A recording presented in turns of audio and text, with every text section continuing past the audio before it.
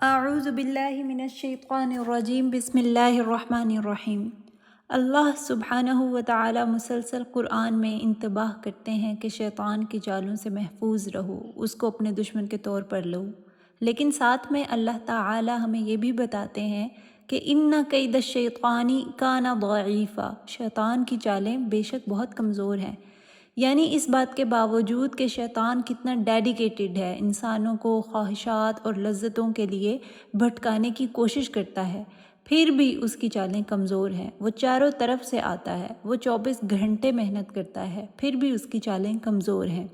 اس کا مطلب یہ ہے کہ اللہ سبحانہ و تعالی نے ہمیں شیطان سے بچنے کا طریقہ جو بتایا ہے وہ ہمارے لیے کافی ہے، اور ہمیں چاہیے کہ ہم ہر وقت ہوشیار رہیں کہ شیطان ہم پر حملہ آور تو نہیں۔ اللہ سبحانہ و تعالی نے ہمیں یہ بتایا ہے کہ شیطان تمہارے بائیں سے آئے گا، دائیں سے آئے گا، آگے سے آئے گا اور پیچھے سے آئے گا۔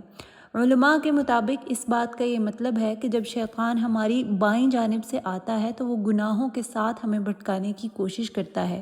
اگر وہ اس میں کامیاب نہیں ہوتا تو وہ ہماری دائیں طرف سے آتا ہے اور کوشش کرتا ہے کہ ہماری نیکیاں ضائع ہو جائیں، یا ہم نیکیاں نہ کریں، یا ہماری نیکیاں کرتے وقت نیت خراب ہو جائے تاکہ ہمیں ان نیکیوں کا بدلہ نہ ملے۔ اور اگر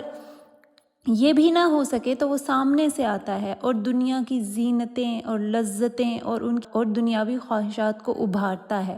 مسلسل خواہشات اور دنیاوی لذتوں کی بوچھاڑ کرتا ہے۔ اور اگر یہ بھی نہ ہو سکے تو وہ پیچھے سے آتا ہے اور اللہ سبحانہ و تعالی کے بارے میں اور دین کے بارے میں ہمارے ذہن میں شکوک و شبہات ڈال دیتا ہے۔ اسی لیے سم ٹائمز ایسا ہوتا ہے کہ ہم فائنلی قرآن پڑھنا شروع کر دیتے ہیں یا کوئی اچھا لیکچر سنتے ہیں تو گناہوں سے توبہ کرنا شروع کر دیتے ہیں، مگر پھر کوئی شکوک و شبہات والی بات آ جاتی ہے ہمارے ذہن میں اور ہم دوبارہ اسی روش پر چل پڑتے ہیں۔ اسی لیے اللہ سبحانہ و تعالی نے فرمایا ہے انما یخشی اللہ من عبادہ العلماء، کہ وہ لوگ جو اللہ سے حقیقتاً خشیت رکھتے ہیں وہ علماء ہیں، کیونکہ جب ان پر بائیں دائیں آگے یا پیچھے سے حملہ کیا جاتا ہے تو وہ پہچان جاتے ہیں اور شیطانی چالوں میں نہیں آتے۔ تو اس بات کو سمجھنے کی ضرورت ہے کہ شیطان جیسے ہی آپ پر حملہ آور ہو، اللہ سبحانہ و تعالی نے ہمیں جو علم اور طریقہ بتایا ہے اس کو استعمال کریں اور شیطان کے حربوں سے بچنے کی